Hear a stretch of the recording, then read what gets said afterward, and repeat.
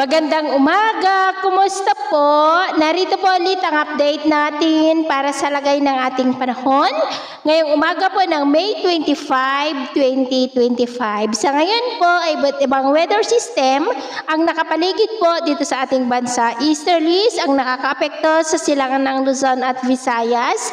At mayroon pa rin pong intertropical convergence zone na nag-i-extend sa may Mindanao at mayroon pong northeasterly surface wind flow dyan po sa may extreme northern Luzon, lalo na po sa may Batanes. At sa huling mga araw po ng buwan na ito, ay posibleng maramdaman na natin ang mahinang bugso ng hanging habagat, and by next month, ay tutungo na po tayo sa habagat season o yung tag-ulan season po. At ito naman ay pinapakita ng forecast model natin pong ginagamit hanggang po sa susunod na 2 linggo.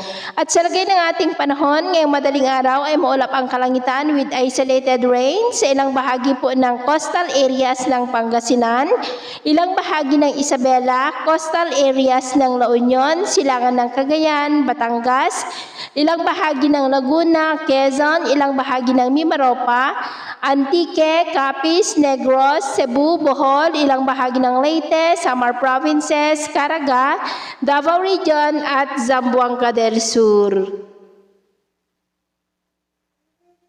At mamaya ay sisikat naman ang araw sa malaking bahagi na ating bansa, pero may banta po ng malalakas na ulan dyan po sa may Davao Region, Caraga, ilang bahagi ng Palawan, Panay Island, Negros, Cebu, Bohol, Leyte, Samar Provinces, Bicol at Lobo, Batangas. At mamayang hapon, may banta pa rin po ng malalakas na ulan dyan po sa ilang bahagi ng Palawan at cloudy skies with isolated rain sa ilang bahagi ng Davao Region, Soc-Sargent, Zamboanga Peninsula, Lanao del Norte, Antique, Masbate, Northern Samar, Ilocos Region, Cordillera Administrative Region, at ilang bahagi po ng Cagayan. Kaya kung lalabas tayo sa ating mga tahanan, ugaliin lamang po natin lagi ang magdala ng kahit na anong panangga natin sa init ng araw at proteksyon na rin po sa mga biglaang buhos ng ulan.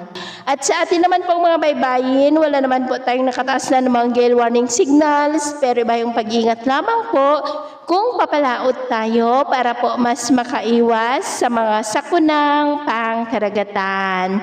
So, yun muna ang latest update natin sa araw na ito. At pumili si James na nagsasabing sa kahit na pagsubok po na darating sa ating buhay, huwag po tayong mawawalan ng pag-asa. Thank you and God bless!